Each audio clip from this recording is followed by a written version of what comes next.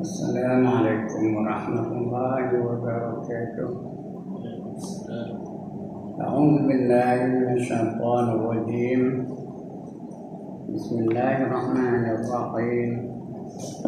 إلى حضرة النبي محمد المصطفى رسول الله صلى الله عليه وسلم وإلى آله وصحبه أجمعين وإلى حضرات جميع الأنبياء والمرسلين عليهم الصلاة والسلام وإلى حضرات جميع الأولياء والصالحين وجميع المؤمنين والمؤمنات والمسلمين والمسلمات الأحياء منهم والأموات وإلى حضرات آبائنا وأمهاتنا وأجدادنا وجداتنا وعشيرتنا ومعلمينا ومن لهم حقوق علينا كقل الله لهم الفاتحة. أعوذ بالله من الشيطان الرجيم. بسم الله الرحمن الرحيم.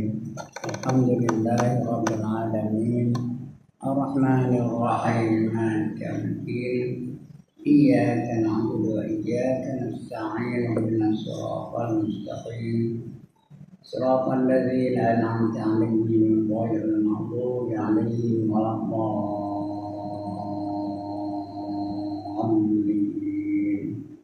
آمين. الحمد لله الذي هدانا لهذا وما كنا لنهتدي لولا أن هدانا الله. والصلاة والسلام على أشرف الأنبياء والمرسلين وعلى آله وصحبه أجمعين. رب اشرح لي صدري ويسر لي أمري واحلل عقدة من لساني يفقهوا قولي. سبحانك لا علم لنا إلا ما علمتنا إنك أنت العليم الحكيم. ولا حول ولا قوة إلا بالله العلي العظيم. أما بعد.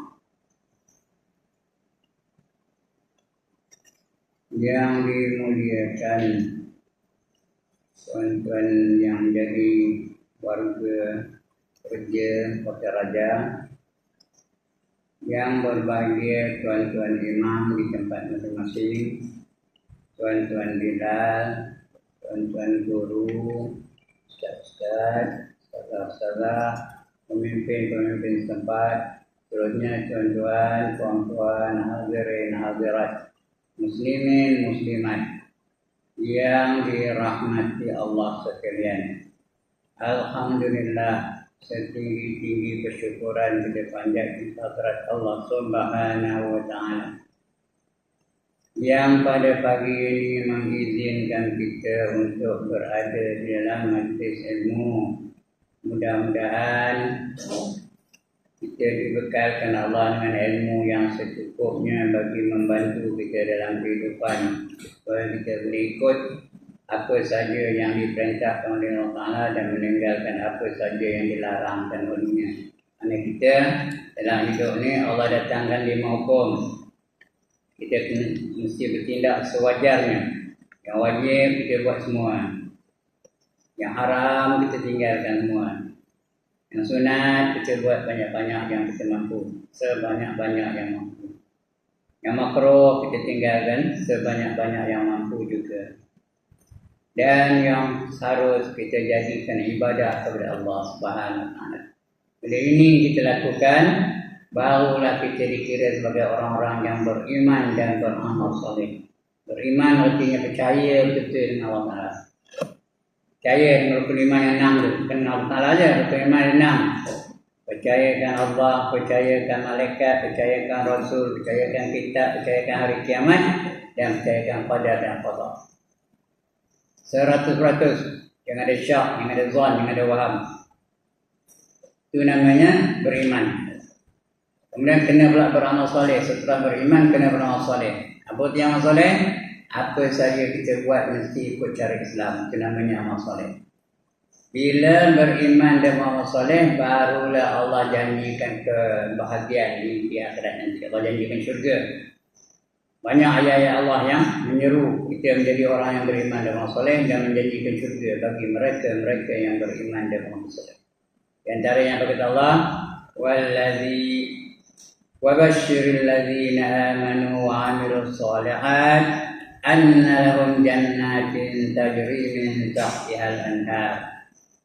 Ada tambang itu, kullama ruziqu minha min samaratir rizqan qalu hadza alladhi ruziqna min qablu utu bihi mutasyabiha wa lahum fiha azwajun mutahharatun wa hum fiha khalidun.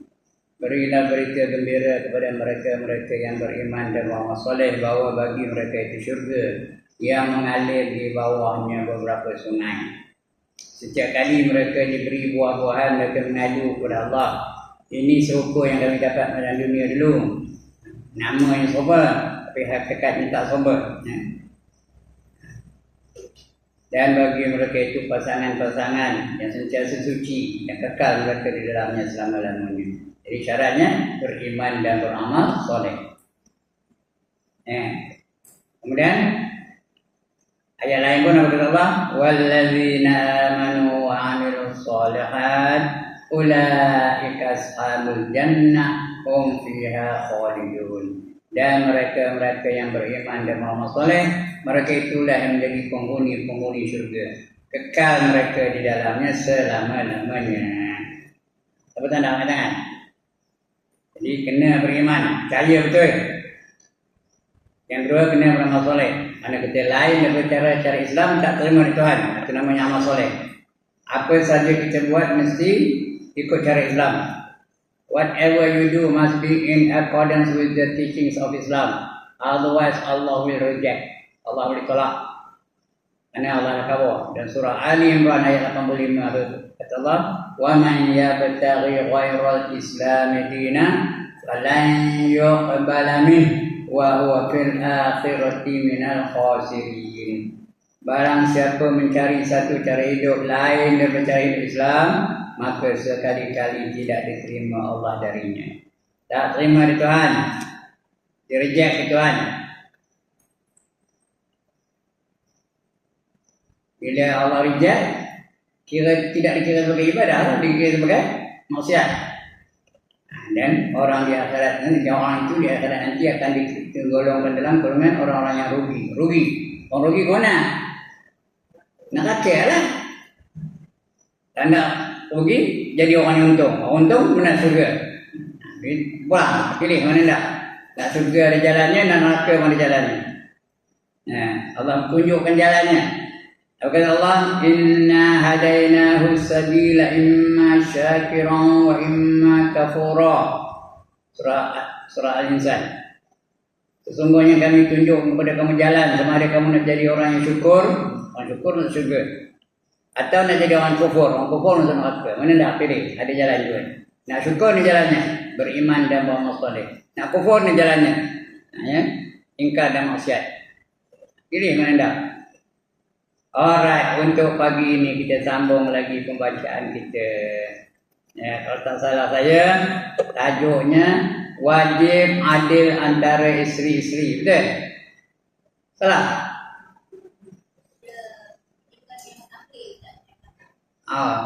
Penggantian akhir. Tapi tajuk itu juga. Tajuk itu juga.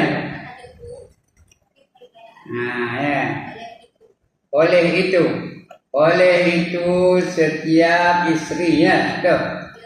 Alright. Kita dah baca separuh daripadanya. Ini kita menyambung penghujung tajuk ini.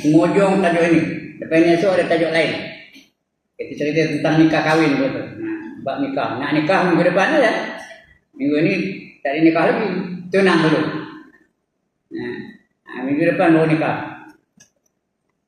Oleh itu setiap isteri wajib. Apa arti wajib? Ya Allah, tak faham nama apa arti wajib. Dibuat dapat pahala, ditinggalkan berdosa. Kedudukannya mesti buat. Wajibnya. Jadi isteri mesti buat. Apa yang wajib lah? Oleh itu setiap isteri wajib mentaati suaminya. Berapa peratus nak tahan suami? Ini nak nanya isteri-isteri ni. Berapa peratus nak tahan suami? 100%. Ya, selagi tidak melanggar perintah Allah, lagi tidak melanggar hukum Allah, lagi tidak membuat perkara-perkara yang dilarang oleh Allah, wajib taat kepada suami. Ya. Hari ini raya ni, kali ini kita balik rumah saya lah, kata suami dia. Ikut, jangan yang bantah kan dia bukan melanggar syariat. Dan sebagainya. Apa sajalah ya. Taat. Jangan lawan. Abang mana boleh kata. Kaya sudah rumah abang. Kaya nak rumah saya dah pula kata. Tak boleh ya. Dia nak buat rumah dia. Taat. 100%. Jadi segini senang je dah saya khabar banyak kali. Sini dah khabar ya. Wajibannya hanya ada 4 sebagai isteri. Ada 4 aja. Yang pertama, sembahyang 5 waktu sehari semalam. Jangan tinggal. Yang kedua, puasa di bulan Ramadan. Yang ketiga, taat 100% kepada suami. Yang keempat, jaga maruahnya ketika ketiadaan suami, atau jaga harta suaminya dan maruah diri ketika suami tak ada di rumah. Kalau ini boleh dilakukannya, maka pilihlah mana-mana syurga yang dia nak. Ikut mana-mana pintu yang dia suka. Kalau dia ada 4 ini. Ya, masak tak wajib. Tapi kalau dia masak dapat pahala dah. Dapat pahala. Nyapu sampah tak wajib. Kalau dia nyapu sampah ada pahala dah. Dapat pahala. Sekali sapu sampah tu dapat pahala, subhanallah. Subhanallah tu pahalanya apa? Memenuhi langit dan bumi. Jadi buat yang benda-benda yang sunat ya, yang pun sunat. Nyapu sampah sunat, masak sunat, masuk kain sunat. Malahan nyusu anak pun tak wajib. Menyusukan anak tu suami kena menyusukannya. Jadi suami mana ada susu? Kena carikan ibu susu ya. Tapi kalau dia menyusukan anak tu, dapat pahala besar punya pahala ya. Tapi tak nak. Jadi isteri. Suami banyak kena berjihad, kena berdakwah, kena mencari rezeki dan sebagainya. Banyak-banyak tugasnya. Isteri 4 aja tugas tugasnya. Baik. Oleh itu setiap isteri wajib mentaati suaminya. Tiada membangkangnya. Tiada membenarkan orang lain datang ke rumahnya. Jangan bagi siapa-siapa. Minggu sudah ada dah saya cerita seorang isteri dipesan suami yang keluar dari rumah, dia nak pergi musafir dah. Sudah saya cerita dulu minggu sudah. Dia pun taat pada suami itu. Datang adik yang ngabarkan apa? Apa kata adiknya? Bapaknya sedang sakit. Terima kasih adik datang ngabar pada kakaknya. Kakak tak boleh keluar rumah ni kerana abang belum ada lagi. Abang janji mesan saya jangan keluar ni. Jadi tak ada ziarah bapaknya. Walaupun bapak sendiri tak ada keluar dari rumah. Betul, beberapa hari lepas itu datang adiknya lagi. Ngapa-ngapa? Bapaknya dah meninggal dunia. Dia minta maaf adik yang kakak tak boleh nak ziarah ni. Kerana apa? Kerana abang belum balik lagi kena. Begitulah. Akhirnya meninggal dunia oleh bapaknya. Anaknya tak ada pergi apa? Tak ada pergi ziarah pun. Tak nengok pun. Sampai ditanam sebagainya. Tak lama lepas itu ramai orang bermimpi bahawa dosa-dosa bapaknya itu telah dihapuskan oleh Allah Ta'ala. Allah dah ampunkan dosa-dosa ini. Kenapa? Kerana anak menteri taat kepada suaminya. Menjalankan perintah suaminya. Segala dosa-dosa bapaknya dihapuskan dan dapat pangkat tertinggi di syurga. Itu akibat anak itu yang taat kepada suaminya. Ini pun betul juga. Jangan digunakan orang lain masuk dalam rumah. Dia pun tak boleh keluar rumah. Bersedekah dari hartanya. Nah, dengan suka harta suami tu. Kalau isteri bersedekah dengan harta suaminya, suami dapat pahala, isteri dapat dosa. Kecuali dengan izin. Sekarang ni boleh minta izin tak? Sekarang ni boleh. Tak ada masalah. Perhubungan tak ada macam dulu-dulu punya perhubungan. Negara ada tak handphone? Ada. Kabut. Telefon je lah. Bang, di luar tu ada orang tahu sedekah. Boleh kata sedekah duit yang ada dalam almari ni lah. Boleh lah. Suami taknya kedekut pula ya. Ni menjadi suaminya kedekut pula. Tak boleh kan? Kalau duit tu untuk disedekah, sedekahkan. Kerana pahala sedekah tu besar ke kecil? Besar. Barang siapa sedekah dengan apa? Dengan hartanya, sehingga tangan kanannya bersedekah, tangan kiri tak sedar berapa banyaknya, dia layak untuk menerima naungan aras di hari yang tidak ada naungan melainkan naungan aras. 7 golongan manusia layak menerima naungan aras di hari yang tidak ada naungan melainkan naungan aras. Nombor 6 ialah seorang yang bersedekah dengan tangan kanannya tanpa disedari oleh tangan kiri. Itu dapat. Allah berjanji dalam Quran, orang yang bersedekah dengan Allah ni, apa kata Allah? Masalul ladzina yunfiquna amwalahum fi sabilillah kamasali habbatin ambatat sab'a sanabila fi kulli sumbulatin mi'atu habbah wallahu yudha'ifu liman yasha wallahu wasi'un alim. Surah Al-Baqarah ayat 261. Bandingan mereka yang menafkahkan harta mereka di jalan Allah adalah seperti seorang menanam sebiji benih yang tumbuh darinya 7 tangkai.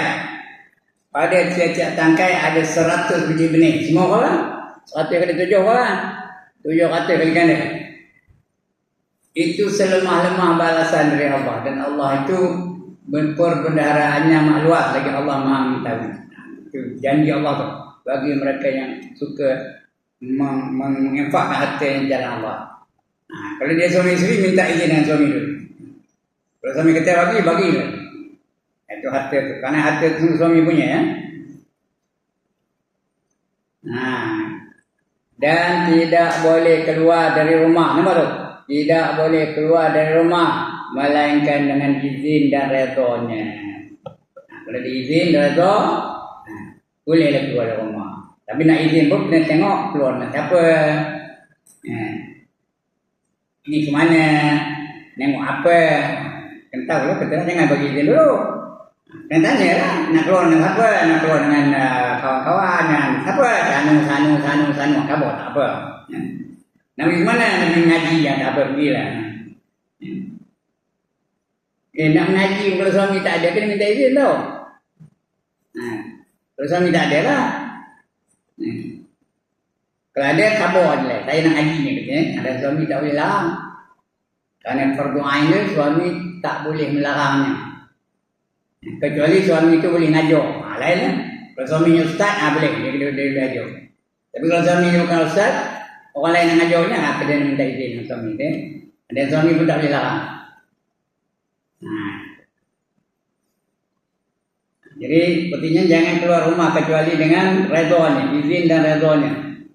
Jika isteri melakukan sesuatu dari perkara-perkara yang tersebut tanpa izin suaminya, apa dia perkara tadi? Tidak membangkangnya, tiada membenarkan orang lain datang ke rumahnya walaupun adik-beradik, lagi tidak bersedekah dengan harta suaminya. Tidak keluar dari rumah kecuali dengan izin dan redanya. Jika dia buat juga, yang dilarang tu buat juga tanpa izin suaminya, maka berdosa lah dia. Kalau dosa tak diampunkan, ke mana perginya? Isteri-isteri kalau dosa tak diampunkan Tuhan, pergi mana? Pergi neraka. Sebab itu puan-puan, tuan-tuan, neraka tu yang banyak masuk dalamnya lelaki ke perempuan? Perempuan. Siapa ngabur ni? Nabi. Nabi nampak neraka. Nabi tak masuk neraka, tapi dia nampak neraka. Kebanyakannya perempuan-perempuan lah. Ada yang digantung lidah. Ada yang digantung rambut, dipakaikan kasut neraka sehingga mendidih ke otak itu. Mendidih otak itu kenapa? Kenapa mendidih otak? Pakai kasut neraka, digantung rambutnya dengan dia. Sekali bukan rambut dia, kalau rambut dia digantung tak ada sakit dengan dia sekali. Kemudian dipakai kasut neraka. Kemudian menggeledak otaknya. Kenapa salahnya? Kerana mengeluarkan sehelai rambut saja untuk ditonton oleh lelaki yang ajnabi, lelaki yang boleh kahwin dengan dia. Itu kalau salah. Kalau sonsip, kalau sedandan, kalau terburam jangan sior yang otak rambut turun jangan kan. Itu dia. Jadi tanggungjawab isteri itu bukan ringan, cuma tugas dia jadi 4 saja dah. Tapi ada yang berat, apa saja kena ada izin suami dia. Kalau suami mengizinkannya, dia buat keluar tak ada tudung. Keluar tak tudung, ataupun pakai t-shirt, depan tulis kiss me, belakang tulis apa? No problem, suami nyongeng. So, suami ni mahu dah. Suami itu dikira sebagai apa? Sebagai apa tuan? Dayus. Siapa nak jadi dayus?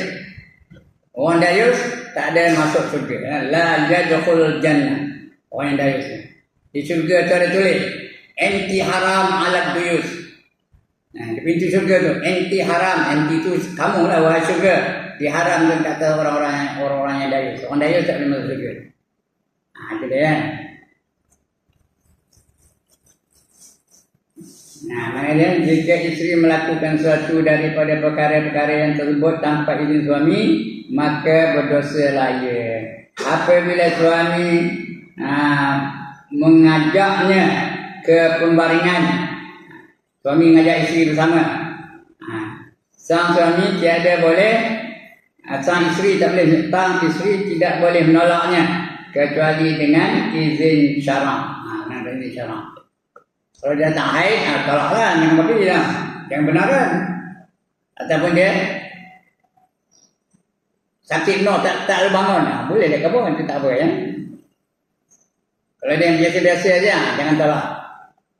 Selagi dia ada, kalau dia menolak, malaikat itu akan melaknat dia. Malaikat melaknat dia, celaka kamu, celaka kamu, celaka kamu, celaka kamu, celaka kamu. Sampai ke pagi tau.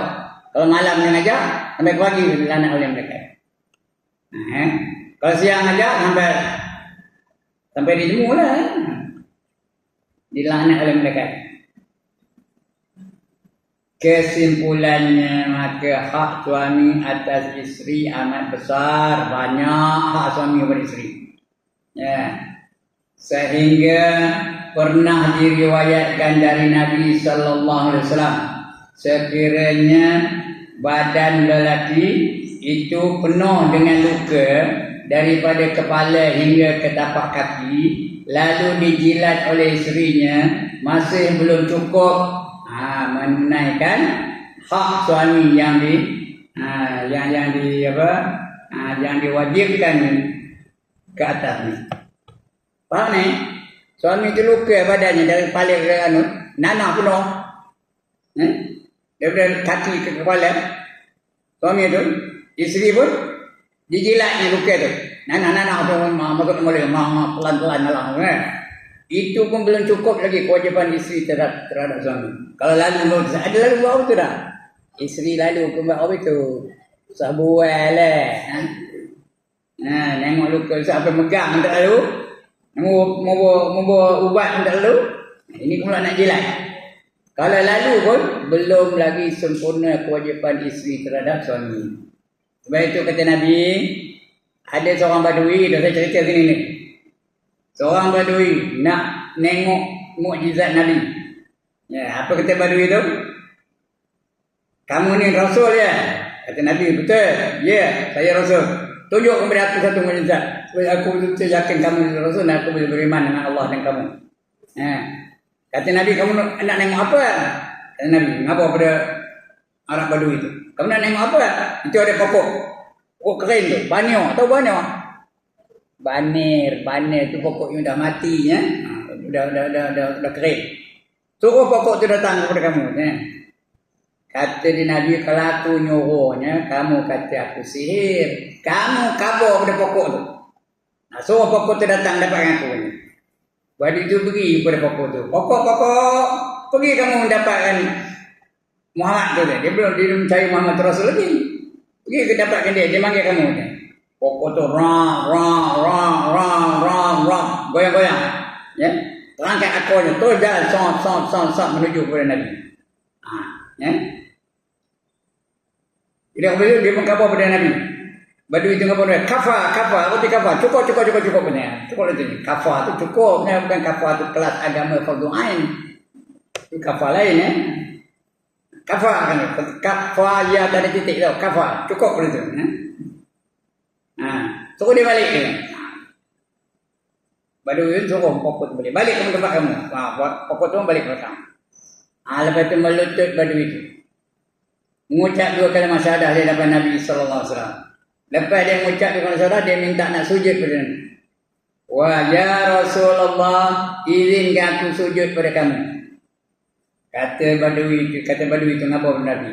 Jawab Nabi, kalaulah manusia boleh sujud kepada manusia yang lain, nescaya aku akan perintahkan apa?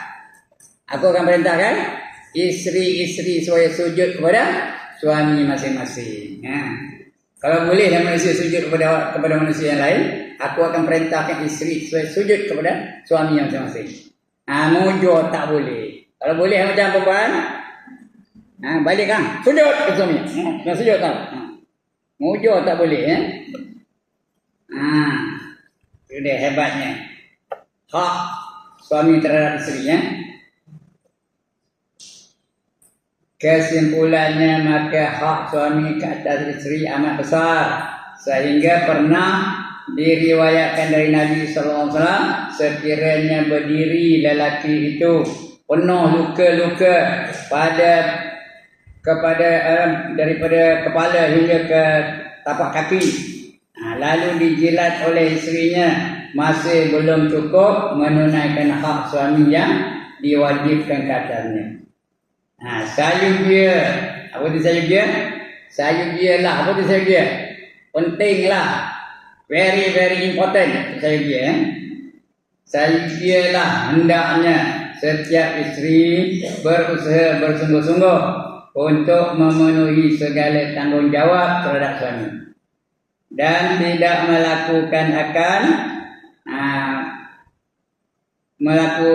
tidak melalaikan atau mencuaikan sesuatu pun, jangan cuai, jangan lalai, agar dia boleh memperolehi pahala yang besar dari Allah Ta'ala, serta keredaannya, di samping terselamat dari siksa dan kemurkaannya.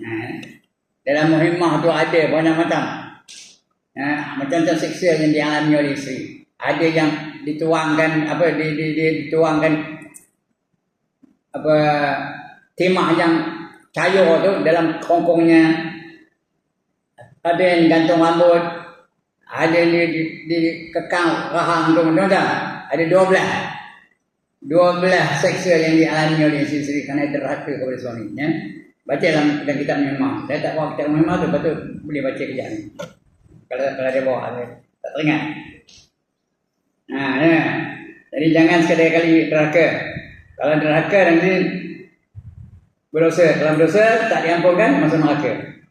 Macam-macam siksa untuk isi-isi itu. Kerana derhaka pada suami. Jadi penting tu ya. Sayur dia lah.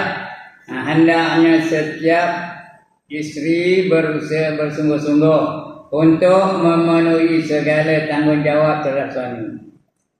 Dan tidak melalaikan dan mencuaikan sesuatu pun agar ia boleh memperolehi pahala yang besar dari Allah Ta'ala, serta keredaannya di samping terselamat dari siksa dan kemurkaannya.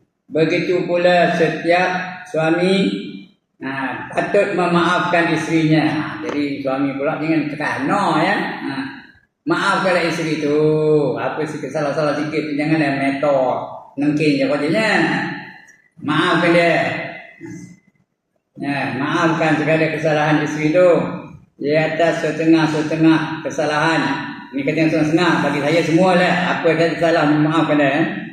Setengah kesalahan dan jangan pula terlalu menuntut daripadanya, supaya memenuhi semua hak-haknya tanpa apa? Tanpa timbang rasa, sehingga menyebabkan berdosa. Jangan biarkan isteri itu berdosa. Kalau boleh, maafkan isteri itu. Maafkan kesalahan-kesalahan dia, supaya dia, kalau dia kena apa-apa pun, Allah dah maafkan dia dapat masuk syurga. Kita nak begitu. Kalau tidak, suami tengah marahkan dia pun mengapa yang suami, lawan suami itu, dia mengapa yang suami, makan jalan, datang lori langgar, mati dalam keadaan apa? Dalam keadaan derhaka kepada suami. Jangan begitu, ya. Malanglah kalau ada isteri yang begitu, ya. Jangan. Kalau boleh, maafkan, minta maaf dulu dari suami, apa saja kesalahan. Dan jangan pula terlalu menuntut daripadanya, suami. Jangan selalu menuntut daripadanya apa saja, ya, supaya memenuhi semua hak-haknya. Yang bukan ya, kadang-kadang suami tuntut pada isteri. Itu tak ada adil suami itu. Jadi elok jangan menyusahkan isteri itu. Kalau boleh dia meringankan bebanan isteri itu, supaya dia tidak berdosa dengan kita. Kalau dia tak berdosa, mati dia ketika itu, dapat syurga, ya. Kerana dia bukan tentu dia dulu mati, bukan untuk kita mati dulu daripada dia. Dia pun boleh mati dulu daripada kita. Kita tidak dua-dua tu. Kita pun minta maaf dengan isteri, isteri pun minta maaf dengan kita. Ada pernah minta maaf dengan isteri tak? Nak tanya suami-suami ni, ada tak pernah minta maaf dengan isteri? Ada? Raya aja. Raya minta maaf, ya. Patutnya malam-malam dia minta maaf. Nak tidur tu. Isteri ada tak minta maaf dengan suami? Ada. Raya juga. Bila? Tiap malam, ya. Mana tahu kan dia tengah tidur terus padam. Maka suami itu dah maafkan, ya. Apa saja penyakitnya boleh hilang kalau sudah dimaafkan oleh suami, ya. Jadi selalu minta maaf. Ya, begitu pula, ya, setiap suami patut memaafkan isterinya atas setengah-setengah kesalahan, dan jangan pula terlalu menuntut daripadanya. Hak aku buat, aku suruh buat, jangan bangkang, jangan bantah. Nanti masuk neraka, itu aja ugutannya. Nanti masuk neraka, nak masuk neraka dah. Kita pun takut buat, ya. Jangan begitu. Suami yang buat itu, ya. Rumah tangga ini patutnya kasih sayang dah. Cakap dengan isteri dengan penuh kasih sayang, isteri pun cakap dengan suami pun penuh kasih sayang. Barulah bahagia rumah tangga tu. Barulah seronok nikah kahwin tu, barulah kahwin seronok. Ini dah. Cakap dengan isteri tu, nengkin aja. Nak ke mana bang? Kata aku lah. Luli kamu, tak pun nak pergi mana kata aku lah. Isteri pun sama juga. Bukan isteri ni lah, isteri ni baik-baik lah ke. Ini semua isteri solehah lah ke ni tau. Dia tanya apa masalah ni mah tu. Tengok sendiri kan. Tengok sendiri.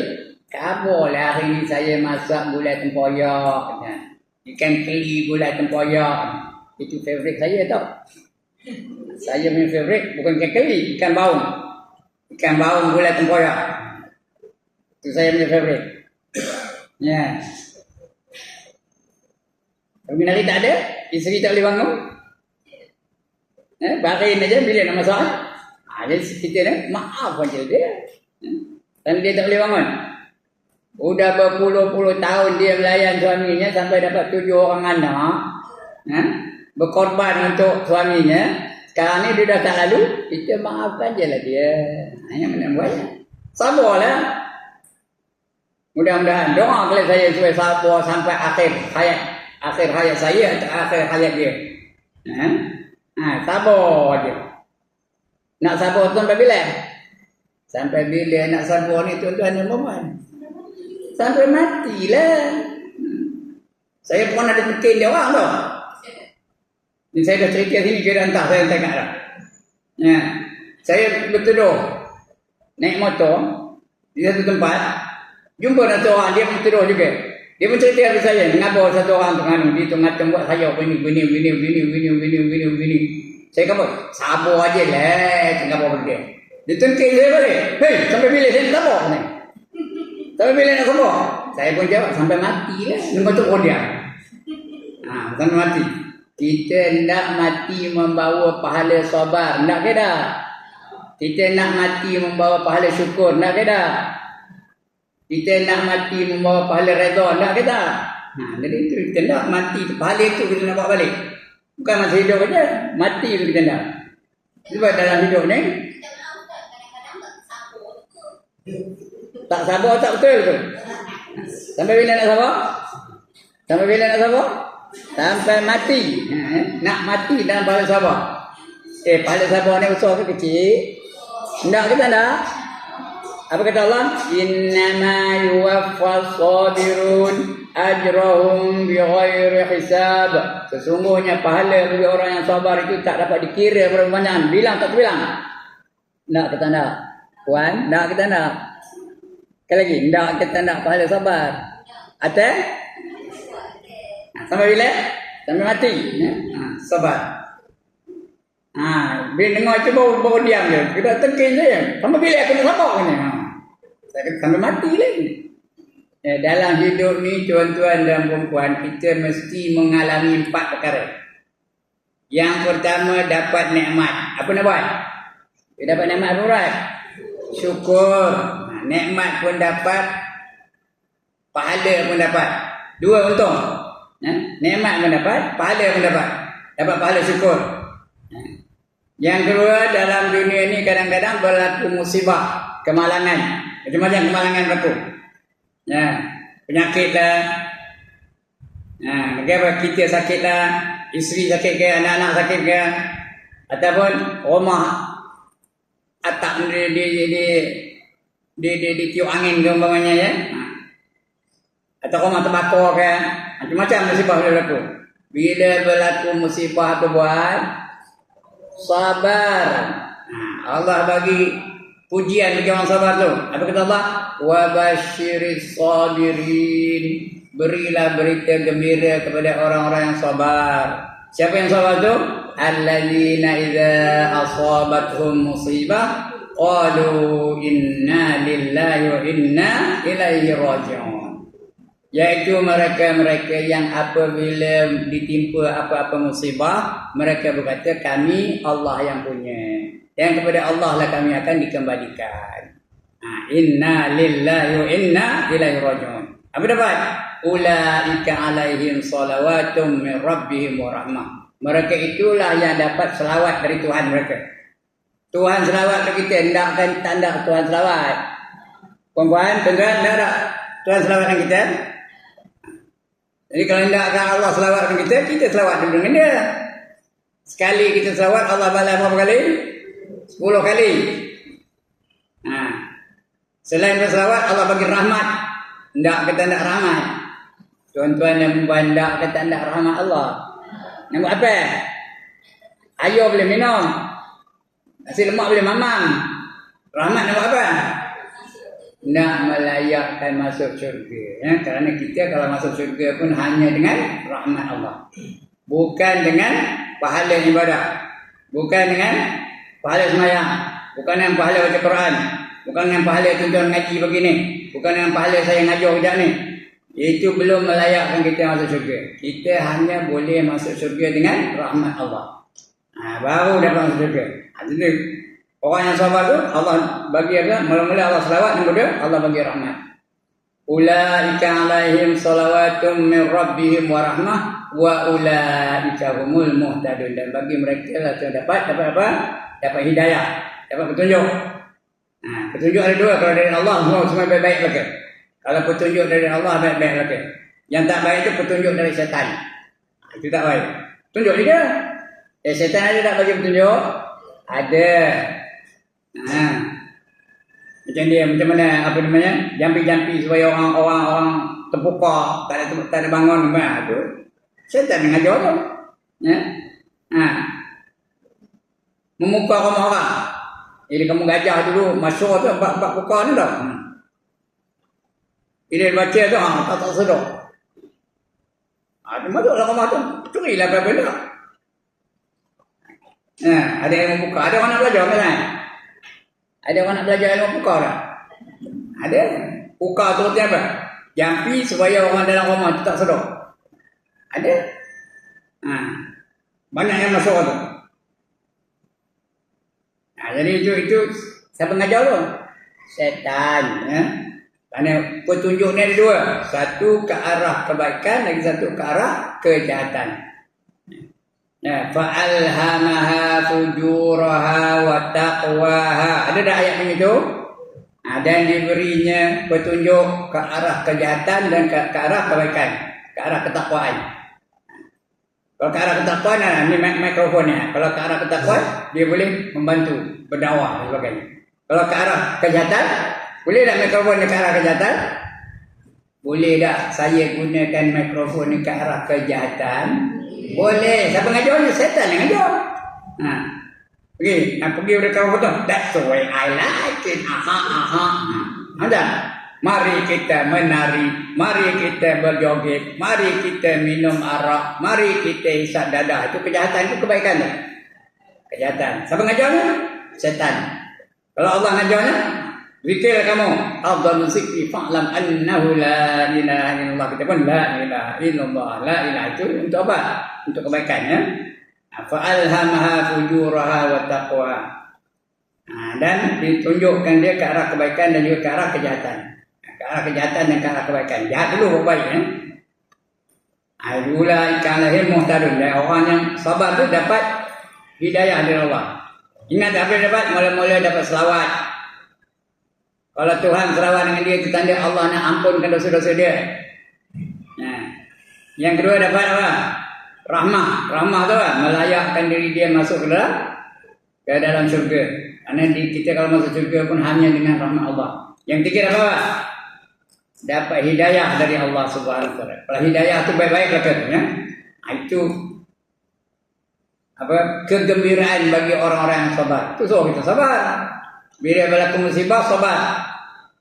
Yang tiga berlaku taat. Kalau kita boleh taat macam pagi ni, lalu datang ke kota raja ni untuk mengaji, kita boleh taat. Ya? Boleh semayang tahun zuhur, boleh menutup aurat perempuannya. Tuan-tuan pun boleh pakai jubah, pakai sorban dan sebagainya. Kita boleh melakukan kebaikan. Apa nak buat? Apa tindakan kita? Apa kesan pada kita? Kita kena redha dengan ketentuan Allah. Kita kena redha. Allah dah jadikan kita ni kita, redha lah. Allah dah jadikan saya ni saya, redha lah. Alhamdulillah Allah jadikan saya ni saya. Boleh dah Allah jadikan saya ni pengedar dadah?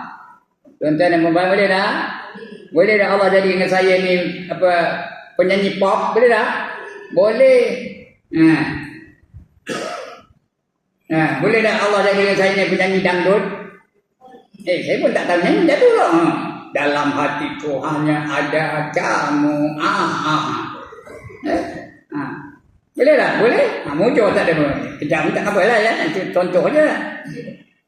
Tapi Allah jadikan saya ni ustaz. Alhamdulillah.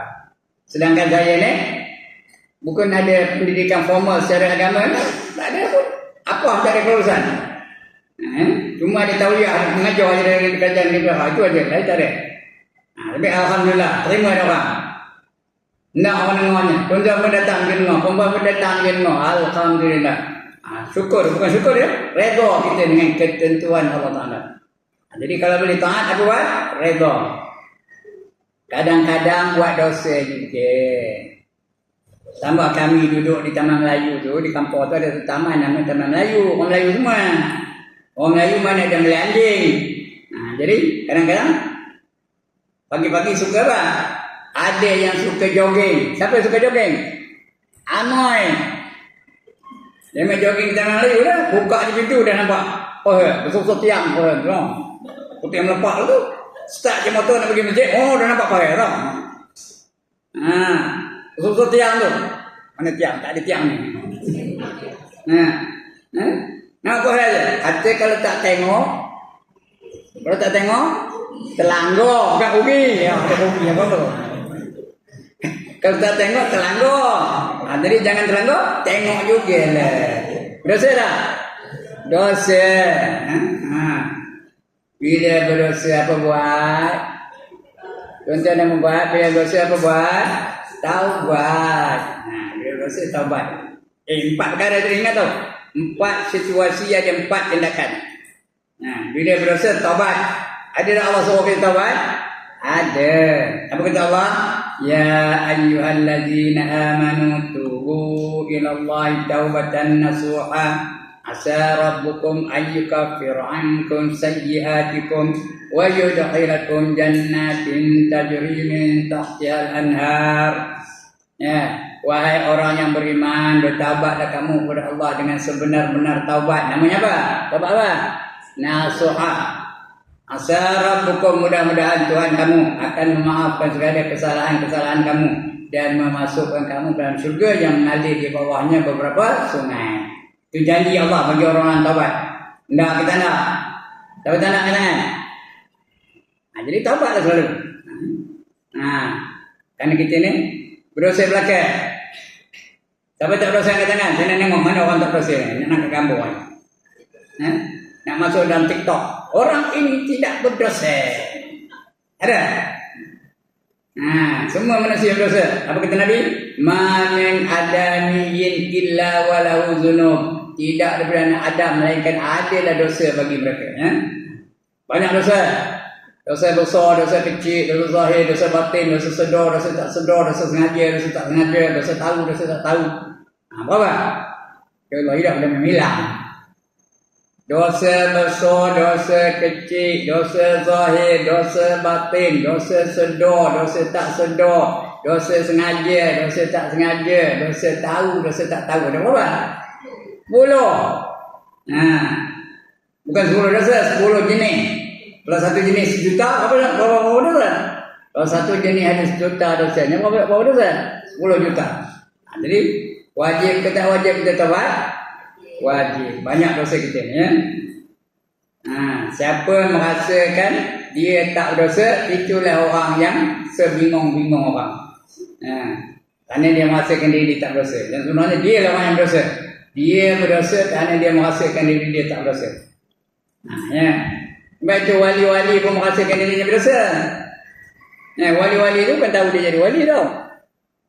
Diri dia tak tahu bahawa dia jadi wali. Kita aja mengatakan dia tu wali. Berdasarkan ilmunya, berdasarkan ibadahnya, berdasarkan akhlaknya, kita mengatakan dia tu wali. Syekh Abdul Qadir Jalani, dia tak tahu dia tu wali. Dia ingat dia tu berdosa dia. Kita mengatakan dia tu wali. Berdasarkan ilmunya, hikmahnya, karamahnya dia terima dan sebagainya. Itu kita mengatakan dia tu wali. Kalau kita tanya dia tak tahu bahawa dia tu wali. 10 perkara yang Allah rahsiakan. Di antaranya wali-wali lah. Nanti lain kali kita cover apa 10 perkara. Allah rahsiakan. Hanya Allah yang tahu. Kita tak tahu. Manusia tak tahu. Malaikat tak tahu. Nabi pun tak tahu. Itu dia rahsia. 10 perkara yang Allah rahsiakan. Di antaranya wali itu lah. Wali itu sendiri dia tak tahu bahawa dia itu wali. Kalau dia mengaku dia itu wali, inilah dia wali. Mana tahu kan minggu depan? Hari Senin datang. Hari Senin depan datang orang kapal tadi. Ini dah jadi wali. Malam tahu kan? Apa buat? Ambil penyapu. Halo balik. Yang bagi dia ngajuk. Kerana dia bukan wali. Dia apa? Dia kuali. Itu dia. Dia sikit lagi Sudah menjadi tabiatnya suka meringan-ringankan dan melalaikan hak-hak suami. Itu tabiat tu. Ya, tidak tabiat tu. Tabiat isteri itu memang biasanya melalaikan dan mengabaikan hak-hak suami. Ya, tidak. Kau diam okey, tak pandai jawab. Ya, tidak. Ngaku aja lah. Kata. Ya ke dah? Ngaku aja. Jangan merasakan diri itu wali pula. Ada yang merasa diri wali? Tak ada. Ada? Mana? Jangan merasakan diri itu wali pula. Kerana wali itu rahsia Allah Ta'ala. Kita mesti merasakan diri kita itu berdosa belaka. Termasuk yang cakap ni. Lagi banyak dosa ya. Maka barang siapa yang suka memaafkan atas kesalahan-kesalahan isterinya, jadi suami-suami dengar dulu. Barang siapa yang suka memaafkan kesalahan-kesalahan isterinya, nescaya Allah akan memaafkan kesalahan-kesalahannya. Nak Allah maafkan kesalahan kita, kita dulu memaafkan kesalahan orang lain. Nak tidur tu maafkan kesalahan siapa saja yang dia yang patut ada hak terhadap kita tu. Maafkan. Aku maaf kesalahan si anu, aku maaf kesalahan ini, kesalahan ini, kesalahan ini. Ada bagi suami isteri. Aku maaf kesalahan isteri aku. Kalau ada banyak isteri, aku maaf kesalahan isteri aku. Aku maaf kesalahan anak-anak aku dan sebagainya. Supaya mereka kalau mati tak berdosa lah kalau kita dah maafkan. Begitu juga kalau ada apa-apa dihalalkan juga boleh. Sebab saya tulis dalam Facebook, ada saya tulis dalam Facebook lah. Siapa ada hutang dengan saya, banyak atau sikit, jangan risau, saya sudah halalkan semuanya ya. Kata kabar dalam Facebook saya lah. Saya sudah halalkan semuanya. Tapi yang baca tahu lah. Jadi kalau dia nak bayar tak lagi dah halal. Banyak ke sikit kan? Banyak orang berhutang ni tau. Saya dulu kerjanya jual ikan, tahu dah? Tolong ngajar ni jual ikan. Dari rumah-rumah. Bawa apa? Bawa buku 35. Tahu apa buku 35? Buku kecil tu tulisnya banyaklah tulisan itu.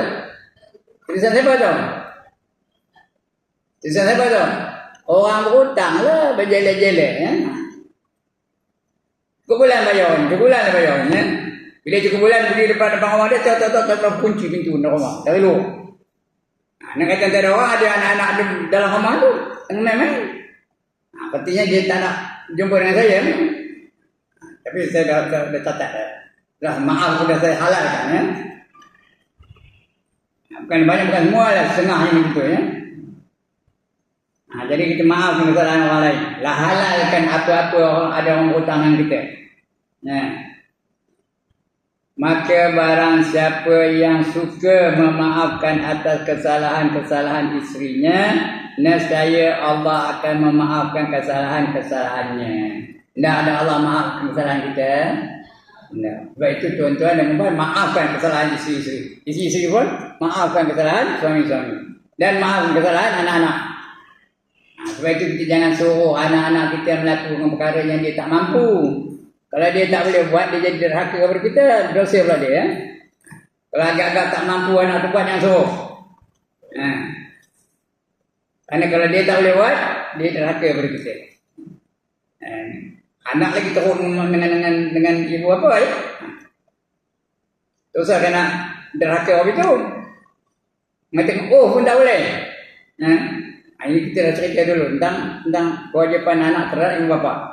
Ini pun tak boleh. Imma yablughannakum indakal kibaru ahaduhuma aw kilahuma fala taqul lahumā Sekiranya salah seorang mereka atau kedua-dua mereka tua di bawah jagaan kamu, jangan sekali-kali kamu kata terhadap mereka. Apa tu Offin. Apa tu bantahan yang paling lembut. Itu nya. Tanda bantahan yang paling lembut. Kalau orang lainnya gitu ya. Tak kesiyo, cukup kasar ya. Ini kepada. Itu kasar tu, tahu Indo kepada. Macam tak kerti dia cakap kau ya. Indo kepada cakap kau dia. Berarti cakap orang perang tak kesiyo lah. Itu kasar tu. Pun tak boleh. Itu kalau dengan mak bapak ya. Jadi kalau ada lagi, terus minta maaf kepada dia. Kalau ada mak bapak kita lagi. Kalau dah tak ada, buat banyak-banyak kebaikan dan sedekahkan pahalanya kepada mereka. Ada pahala minta Allah sampai kepada mereka ya.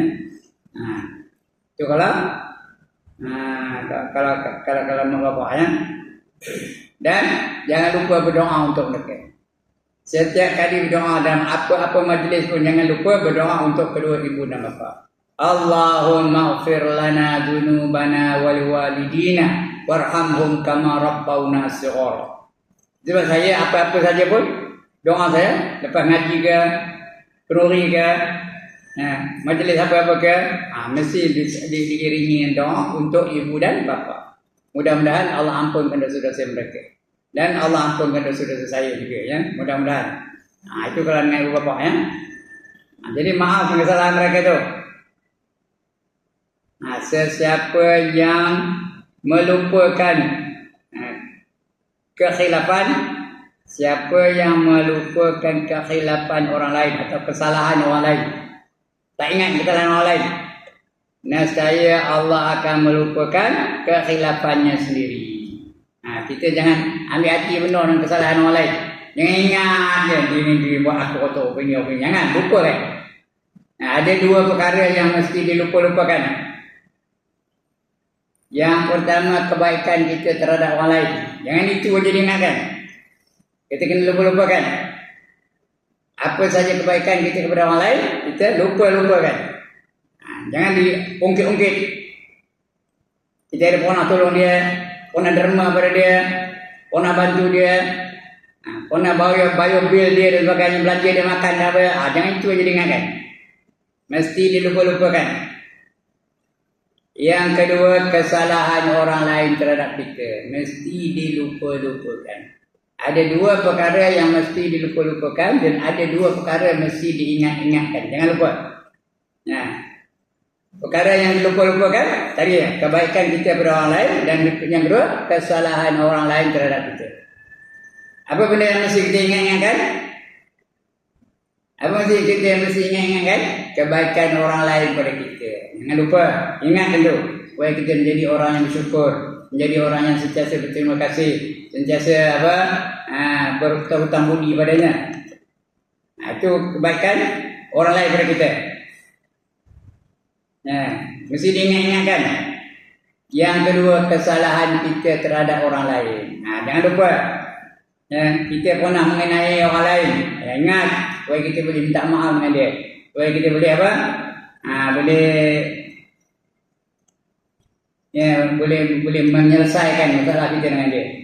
Jadi ada dua perkara mesti dilupa-lupakan, dua perkara mesti diingat-ingatkan. Jadi yang dilupa-lupakan itu apa? Kuis perdana pagi ni dah lupa, penat ngajar. Apa benda yang mesti dilupa-lupakan? Dua perkara. Yang pertama, kebaikan kita kepada orang lain. Lagi? Kesalahan orang lain terhadap kita mesti dilupa-lupakan. Apa dia benda mesti diingat-ingatkan? Apa dia terhadap tak dengar? Mesti diingat-ingatkan apa? Kesalahan kita terhadap orang lain. Ingatkan, jangan lupa. Hutang kan, jangan lupa. Lagi apa? Budi orang lain pada kita kan, jangan lupa. Yang kedua apa? Jangan mesti diingat-ingatkan. Mesti diingat-ingat apa? Kesalahan kita terhadap orang lain. Supaya kita senang minta maaf dengan dia. Baik, sudah 10 senang dah ya. Sekian dulu. Akan datang kita akan baca bab baru, iaitu perihal nikah kahwin. Yang sudah nikah tu alhamdulillah, boleh nikah lagi salahnya. Bagi orang lelaki lah, perempuan sudah nikah lagi. Kecuali dia sudah janda ke, tu boleh lah. Dah cakap. Kalau tak, jangan nikah lagi. Bagi lelaki boleh tak? Orang lelaki ni sudah cukup 4 ke kotanya. Dah cukup 4. Siapa dah cukup angkatan? Belum. Boleh nikah lagi. Macam anak kita ni, sudah nikah belum? Sudah nikah. Udah. Berapa satu? Ada 3-0 lagi. Yang cakap ni, ada 1. 3-0 lagi. Tapi tak berani apa? Ngapa tak berani? Ada penyakit, apa penyakitnya? TB. Tahu TB? Apa? Takut bini. Alright, itu bulan depan kita baca ya. Bab nikah kahwin ya. Sekian dulu. Ustaz dah sampai? Benar dah?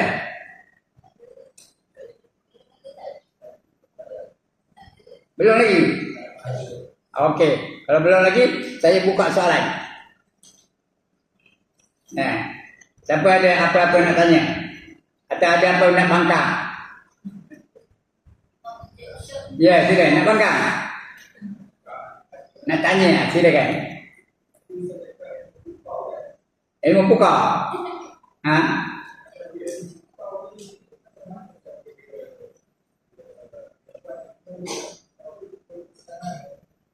Dia ada jampinya.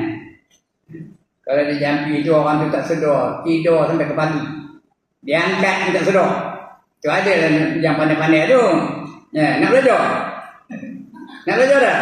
Dia saya ajar dah. Ada jampi tak? Niat ning song mata kaji semalam agaknya lah. Itu ilmu buka. Itu ada tempat-tempat yang pakar dengan ilmu buka, kan? Ya.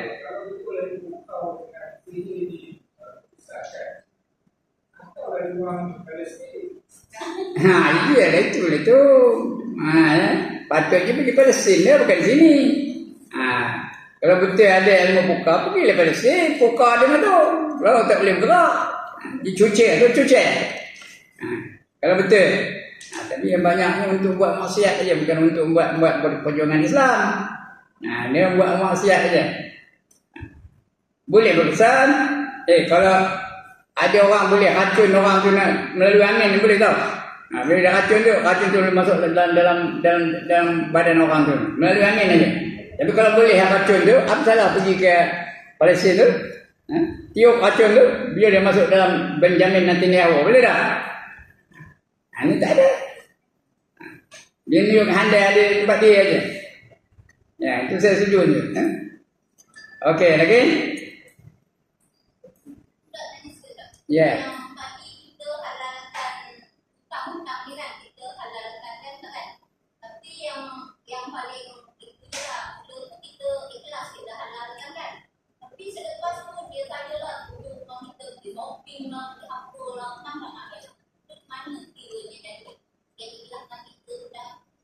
Halal kalau juga.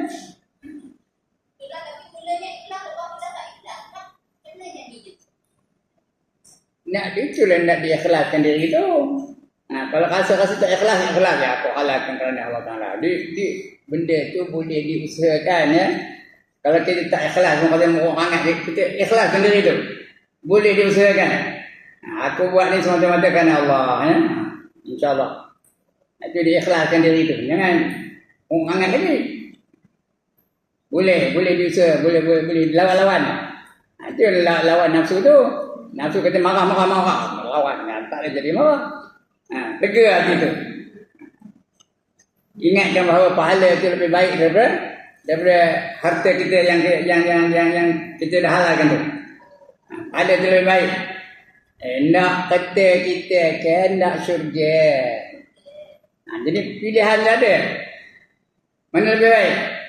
Harta yang kita dipinjam tak bayar umpamanya atau pahala syurga, mana nak? Pahala syurga lah atau halal kan? Itu lebih besar pahalanya. Ya? Sabar lagi dapat pahala lagi. Ya. Okey, lagi? Habis? Ya.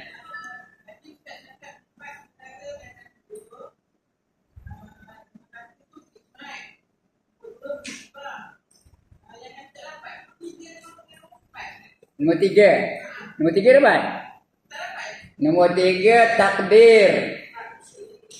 Nombor 3 takdir. Kalau boleh taat buat. Kalau boleh taat buat. Redha. Kalau boleh taat redha. Redha kita ni jadi kita. Jangan taat kepada maksiat tak boleh. Jangan redha pada maksiat tak boleh. Nak redha kepada benda yang taat. Boleh semayang redha. Boleh mengaji redha. Boleh nutup aurat redha. Boleh baca Quran redha, ya. Redha ditakdir oleh Allah tu. Redha tu. Yang keempat apa? Yang keempat apa? Dosa, maksiat, apa buat? Taubat. Ni ingat tu, 4 perkara. Yang pertama nikmat, yang kedua musibah, yang ketiga takdir, yang keempat maksiat. Tindakannya 4 juga. Bila dapat nikmat apa buat? Syukur. Bila datang musibah apa buat? Sabar. Bila boleh taat apa buat? Redha. Bila kita melakukan dosa apa buat? Taubat. Itu 4 perkara dan 4 tindakannya. Ingat tu, selamat dah insya-Allah. Apa saja yang kita lakukan, selamat kita ni, ya. Itu dalam hidup ni. Okey, lagi? Lagi? Lagi? Lagi? Lagi? 5 kali lagi yang tak ada. Sekian dulu. Aqulu qawli hadza wa astaghfirullahal azim li wa lakum wa lisairil muslimin wal muslimat wa ya fawzal mustaghfirin wa ya najatat taibin. Assalamualaikum warahmatullahi wabarakatuh.